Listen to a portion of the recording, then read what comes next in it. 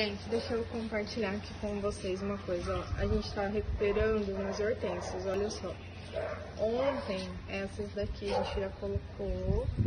Ó, essas daqui estavam exatamente do jeito que tá aquela ali. Olha como elas estão hoje.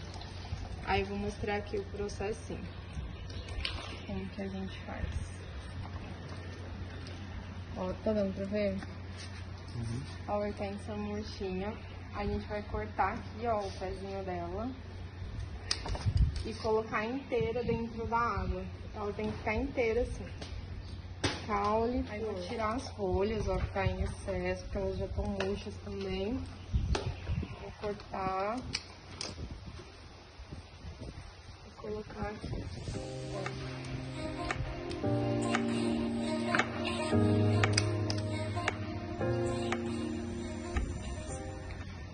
Aí detalhe, a gente colocou gelo nessa água. Ó, a Dona Isabel tá até ali cortando a garrafa de gelo. A gente vai colocar nessa também. Mas só pra mostrar pra vocês que a bichinha, coitada, ó. Ela sofre muito com o nosso clima, né? E essa daqui a gente fez isso ontem à noite. Ela já tá bem feliz hoje.